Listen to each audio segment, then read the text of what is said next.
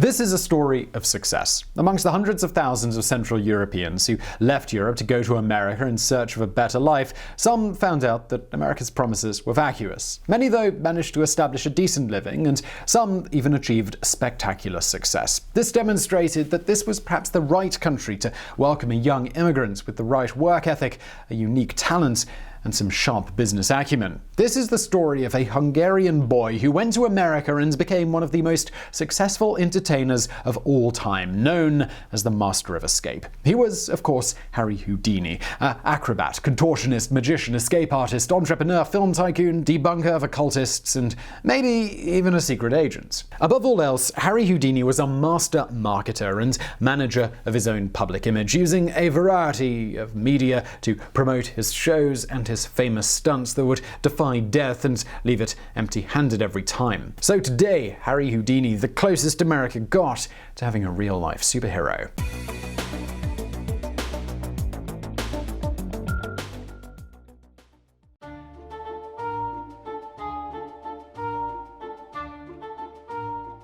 Our hero was born on the 24th of March 1874 in Budapest, Austro-Hungarian Empire, with the name of Eric Weiss. He was one of 7 children born to Samuel and Cecilia, who had married in 1863. Samuel had started in life as a soap maker, and he had certainly had intellectual ambitions. He graduated as a doctor in law and had also studied to become a rabbi and a Bible scholar, eventually becoming a civil servant in Budapest. His career must have hit a hard stop, though, as the Weiss family was forced to emigrate to the US in 1887 in search of fortune and a better life. This hard stop, according to some sources, was an event worthy of a novel by Alexandre Dumas, father of the Three Musketeers.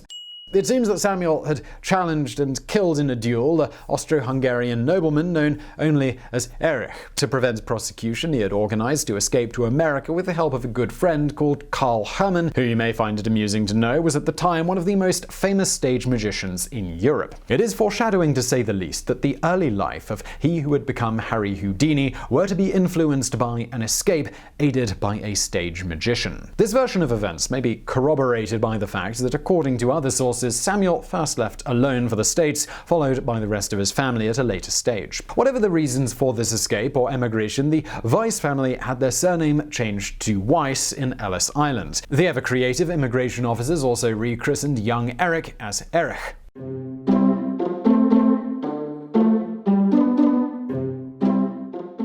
Young Eric and his family initially lived between Appleton and Milwaukee in Wisconsin. Eric demonstrated a very early talent for athleticism, becoming very early on a proficient runner, swimmer, and amateur boxer. A History Channel miniseries aired in 2004 portrayed Eric's relationship with his father as fractured and dysfunctional. In reality, Eric was very close to Samuel, who encouraged Eric's early interest in acrobatics and stage magic by taking him to circus and carnival shows. In 1883, in fact, Eric started his career as a performer, becoming a contortionist. He was able to perform feats such as bending over backwards in a bridge position to pick up a pin from the floor with his teeth. He also learned very early on how to dislocate his shoulders or other joints from their sockets in order to increase his flexibility. These early displays of stagecraft were absolutely not opposed by Samuel and Cecilia. The Weisses found it difficult to make a living, though. Samuel's career as a rabbi had not fully picked up since he moved to America, and any job that Erlich and his siblings could pick up was very welcome for the family finances. This was demonstrated by a very sad event. On Christmas Eve 1885, the oldest of the Weiss siblings, Herrmann, he died of tuberculosis at the age of just 22. It was Erich who paid for the funeral expenses, thanks to his earnings as a performer. When Erich turned 13, he and Samuel moved to New York. It was here that the preteen added acrobatics to his talents, performing as a trapeze artist with stage names such as Prince Eric or the Prince of the Air. During the same period, young Erich would pick up another talent that would become key to his later career. He became the apprentice of a locksmith, a line of work which made him become fascinated with locks of any kind and how to pick them open. It is reported that he developed such skills that he stunned his employer on at least 2 occasions: the time that he managed to open a pair of handcuffs using only a piece of piano wire, and when he unlocked all of the doors in the shops on his street, just for the hell of it. With the combination of these talents, acrobatics, contortionism, and lockpicking, Erlich could have easily gone on to become a burglar. And who knows, maybe we'd be here talking about how he pulled off the most successful heist in history. But luckily, he soon found another career to channel his talents, surely more honest, but by no means any less risky.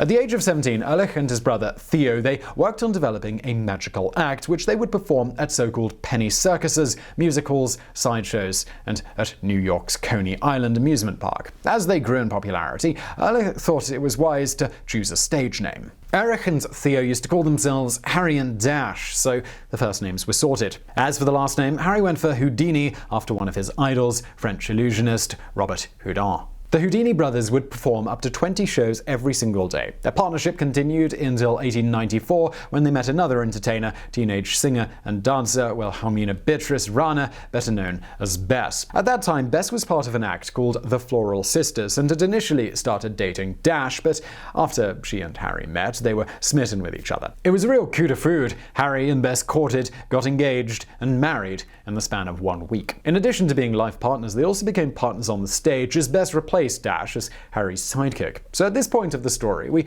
probably should feel sorry for Dash Houdini, aka Theo Weiss. The poor guy had been basically pushed to the side twice by his brother, romantically and professionally. It's no wonder then that the two would develop a bit of rivalry, right? Well, wrong again, but I'm not going to leap ahead like a trapeze artist. I'm going to stick to Bess and Harry's love story for now.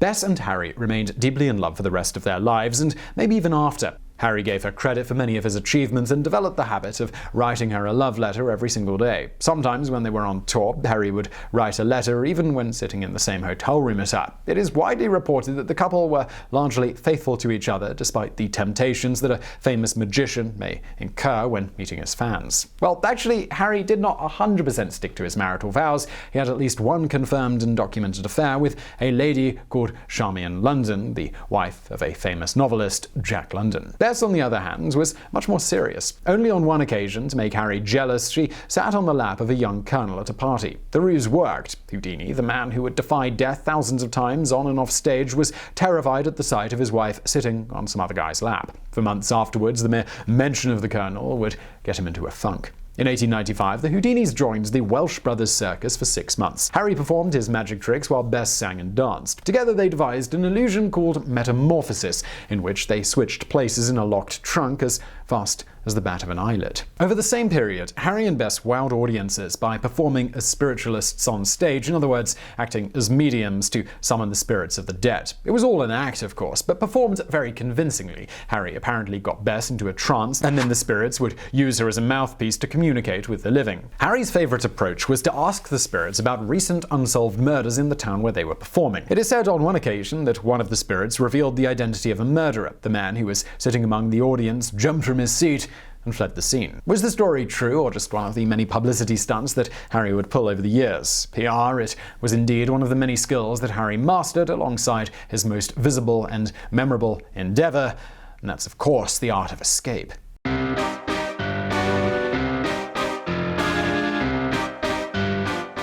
When arriving in a new town, Houdini issued a challenge to the local police department. He would be able to escape from any handcuffs provided by the local officers. If he failed, he would offer a reward of $100. As you may have guessed, he never had to pay. This type of stunt, it would bring him increasing attention from the press and free promotion for his show, to the point that he became a headliner on the Vaudeville Circuit. In 1899, Harry got his first big break. A vaudeville impresario called Martin Beck encouraged Houdini to focus his shows on escapes. Any type of escape from handcuffs, chains, locks, trunks, and shackles. Beck also booked him on a tour of Europe, which would be a turning point in the magician's career. The following year, Mr. and Mrs. Houdini, they sailed to England for their first engagement in a London theatre. As ever, he ensured his success with a clever PR stunt. Houdini wowed audiences and bobbies alike when he successfully broke free from handcuffs placed on him by arguably the best police department in the world, Scotland Yard. According to authors William Kalush and Larry Sloman, this stunt impressed the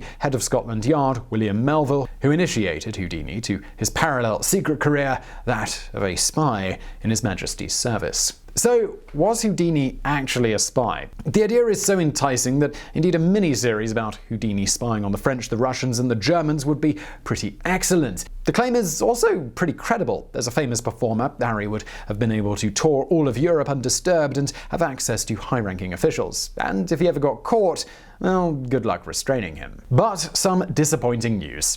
he wasn't. The theory has been debunked by several authors. First of all, the British Secret Intelligence Service was not established until 1909. Also, by 1900, Houdini was not yet famous enough to presume that he would be able to perform for the Kaiser or anyone powerful like that. But the best counter-argument comes from fellow magician and professional debunker, the great James Randi. If Houdini had been a spy, that would have gotten out. He never would have been able to sit on it. So let's get on with our tour. In November of 1900, Harry invited his brother Dash to join him for the rest of his European tour. Was this a reconciliation for the two brothers? Well, no, but only because there was never a rift between the two. They always remained friends and collaborators. Harry had a plan. He had helped Dash in launching his career as a magician and escape artist with the stage name of Houdin, which sounded close enough to Houdini. As Harry and Bess toured European theaters, Houdin would follow suit and book performances in venues that Harry didn't play. This was a scheme to shut out of the market the many cheap imitators of Harry's escape art, at the same time raking in additional revenue that would stay in the family. The supposed rivalry was also part of the ruse. The two brothers simply fed this fake piece of news to the press, knowing very well that this created even more free advertising for their shows. On at least one occasion, Dash, Theo, Houdin, whatever you want to call him, even pioneered an act that would become one of Harry's best-known routines, the straitjacket escape. Meanwhile, the publicity from the Scotland Yard escape had caused Houdini's fame to spread across the Channel. Sold-out engagements followed in Germany and then across other European countries. In addition to leaving police forces baffled, Harry came up with another way to attract attention, and that's jumping into rivers fully chained and handcuffed. With sadistic glee, Houdini would remain underwater long after having removed his shackles, allowing the suspense to build among the audience. With his last remaining breath, he would then emerge from under the water, waving triumphantly. This was performance art, guerrilla marketing, and viral promotion, all rolled into one.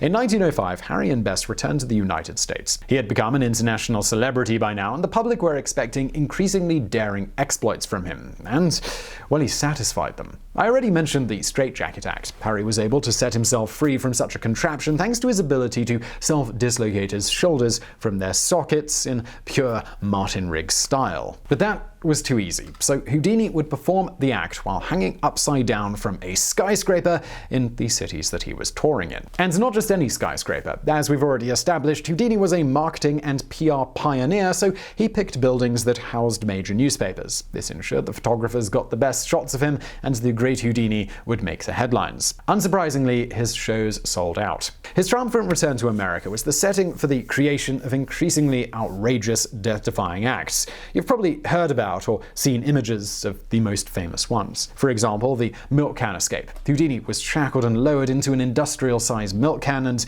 then it was filled with water and hidden behind a curtain. Though he was usually able to escape in 3 minutes, Harry frequently stayed behind the curtain for up to half an hour, making his reappearance even more dramatic. The milk can was the setting for one of his rare failures. In one performance, the can was filled with beer rather than water. This sounds like great fun to you and me, but Houdini was a teetotaler and the effects of the alcohol knocked him out. For once, he had to be pulled to safety by stagehands. Another famous example was the act called Upside Down, but which the press rebranded as Chinese water torture chamber. Houdini would have his feet shackled, his hands handcuffed, and then he would be placed upside down inside a transparent tank filled with water. To increase the suspense, he sometimes invited the audience to hold their breath for as long as it took him to emerge from the chamber. One less known but more bizarre stunt was a one-off event that took place in September of 1911 in Boston. Some businessmen challenged Houdini to attempt to escape from inside the carcass of a 1,500-pound sea monster that had washed up in Boston's harbor. It was not clear what the monster was, maybe a whale or a giant leatherback turtle. In any case, Houdini accepted the challenge. In front of thousands of spectators, Harry was handcuffed, shackled, and wedged inside the stinking carcass. Houdini emerged after 15 minutes.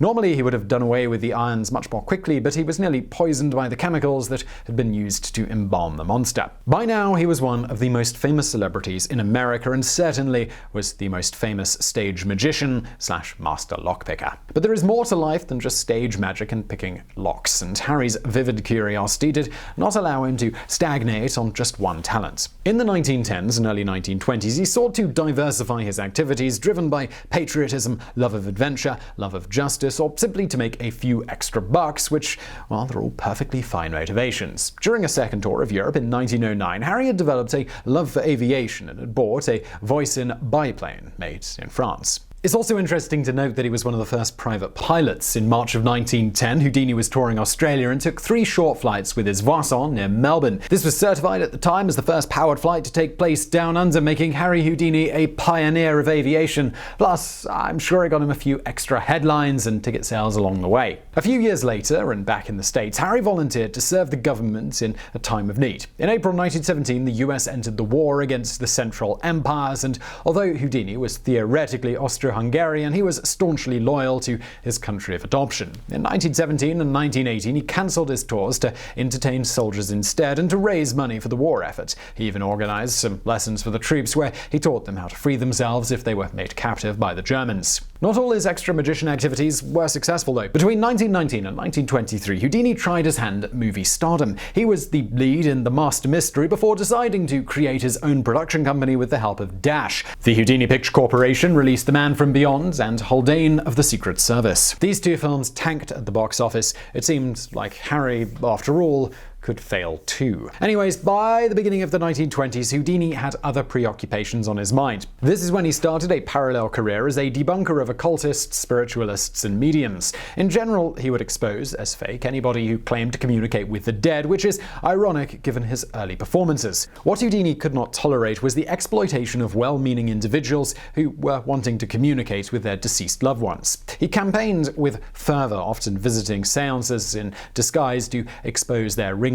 as frauds. When he could not go in person, he sent one of his team of detectives who would go to seances on his behalf and bring back information which allowed him to set up shows entirely dedicated to exposing the tricks used by fake mediums. Houdini offered a $10,000 reward to any psychic who could present physical phenomenon that could not be explained rationally. The psychics were to be investigated by a committee from the Scientific American publication. One of the mediums under the lens was well-known spiritualist Mina Crandon, known as Marjorie. Marjorie attempted to seduce several members of the committee to secure the prize, and she even made a pass at Harry. Houdini was not easily charmed, and he said of her applesauce means nothing to me. Houdini's crusade culminated in 1926 when he testified before the US Congress in support of a bill to outlaw the practice of pretending to tell fortunes for reward or compensation. The bill was made into law, albeit only in the District of Columbia. I should clarify now that Houdini's debunking efforts were not entirely based on pure skepticism. In fact, Harry did believe in a spiritual world, he just simply did not trust charlatans who claimed they could access it. His belief in it thereafter was put to the test by an experience which involved one of his dearest friends, Sir Arthur Conan Doyle. Sir Arthur's main creation, Sherlock Holmes, was a paladin for rational thinking, and yet the author firmly believed that the dead could talk to the living. Lady Doyle shared this belief and had a reputation for being an accomplished medium. In 1922, Sir Arthur and Lady Conan Doyle organized for Houdini an automatic writing seance that supposedly contacted his beloved mother Cecilia, who had died 9 years earlier. Cecilia's spirit convincingly took control of Lady Doyle's body, but Houdini was not easily fooled. Why did the wife of a rabbi do the sign of the cross? Why a Hungarian immigrant who never learned English suddenly was writing in that language? This seance, it was the beginning of the end of Houdini's relationship with Sir Arthur Conan Doyle, and may have fueled his animosity towards mediums.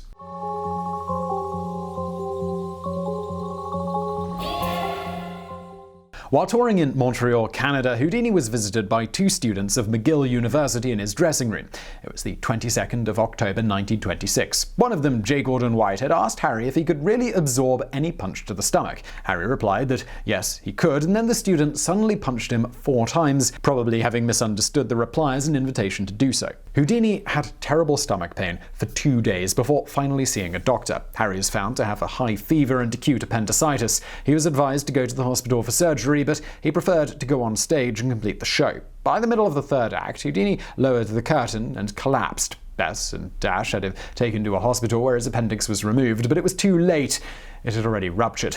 On October the 31st, Halloween 1926, Harry Houdini died, with Bess and Dash at his bedside. The official cause of death was acute peritonitis caused by the appendix being ruptured by an ill-timed punch. You may have heard the theory that Houdini was actually the victim of a spiritualist conspiracy, but there's absolutely no evidence of that. Houdini's funeral was held on November 4, 1926 in New York with more than 2,000 mourners in attendance. In the years that followed, Bess held annual seances every Halloween to contact Harry. The last seance took place exactly 10 years after Harry's death, and it was broadcast over the radio. After over an hour of silence, Mrs. Houdini decided to end the experiment as Harry's spirit would just remain silent. As the seance came to an end, a violent thunderstorm broke out. The participants sitting on a hotel rooftop terrace were drenched by the violent rainfall, while lightning set the sky ablaze. They would later learn that the storm did not occur anywhere else in the area, only above the seance location. I would not be surprised to learn if this was a stunt of Houdini, a final way to say goodbye.